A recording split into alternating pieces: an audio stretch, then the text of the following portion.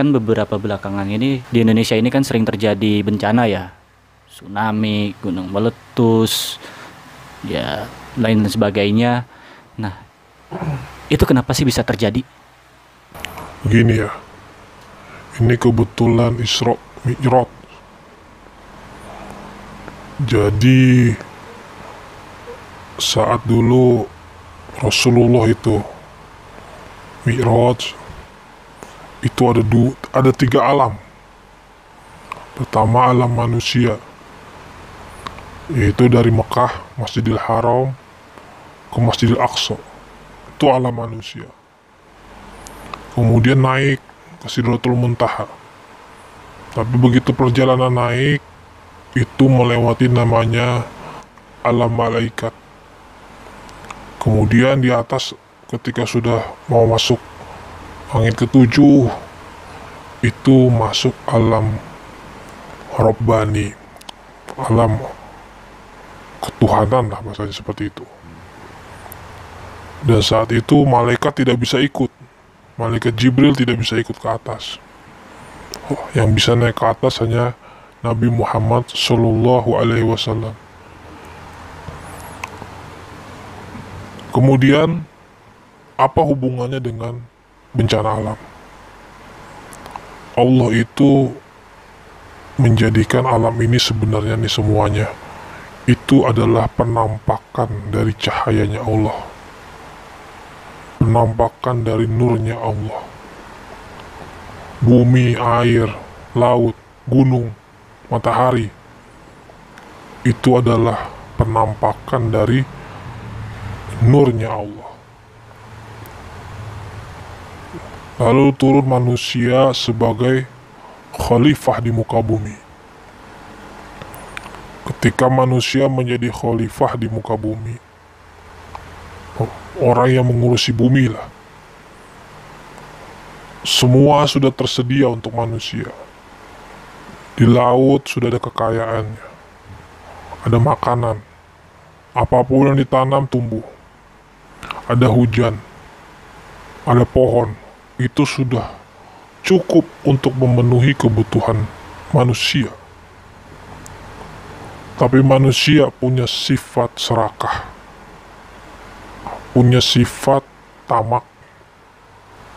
Dari sifat serakah itulah laut dirusak, udara dirusak, gunung dirusak, hutan dirusak. Akhirnya alam bermunajat kepada Allah, menangis. Laut ingin menenggelamkan manusia, gunung ingin memuntahkan laharnya ke manusia, angin ingin meniupkan, melempar manusia. Karena alam menangis. Alam itu juga ada makhluknya. Itu makhluk Allah, alam. Dan orang-orang yang mendapatkan cahaya Allah itu disebut dengan wali Allah. Doa para wali-wali Allah inilah yang membuat bumi tenang, gunung tenang, laut tenang. Maka aset terbesar bangsa ini adalah para wali-wali Allah yang senantiasa mendekatkan diri kepada Allah Subhanahu wa Ta'ala. Itulah yang bisa mencegah dari bencana. Sebagaimana malaikat itu menolak manusia dijadikan khalifah karena sering membuat kerusakan dan suka menumpahkan darah. Maka itu manusia-manusia pilihanlah yang membuat alam ini menjadi tenang. Terus kalau misalkan bencana alam yang terjadi di Indonesia khususnya ya, Kisanak ya, misalkan kita menyalah-nyalahkan orang lain atau yang terjadi kayak kemarin itu bencana menyalahkan pemerintah, nyalahin presiden, menurut Kisanak sendiri gimana? Pada hakikatnya pemimpin itu memang dipilih rakyat secara nyatanya ya. Tapi pada hakikatnya seorang pemimpin itu dipilih oleh Allah Subhanahu wa Ta'ala. Dia ditakdirkan menjadi pemimpin. Artinya ketika seseorang menjadi pemimpin, berarti dia sudah dipilih Allah. Tidak boleh kita hina, tidak boleh kita caci maki, siapapun itu.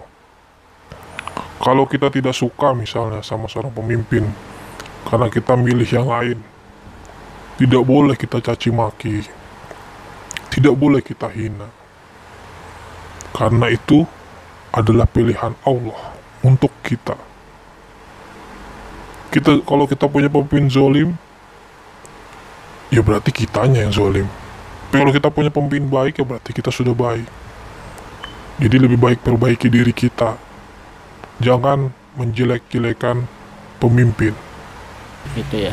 Jadi sekali lagi, ini sebenarnya juga bukan cuma pemimpin ya Kisanak ya, tapi juga antar manusia juga jangan saling menjelek-jelekan ya Kisanak ya. Manusia itu ciptaan Allah. Kalau kita menghina ciptaannya, berarti kita sama saja menghina yang menciptakan.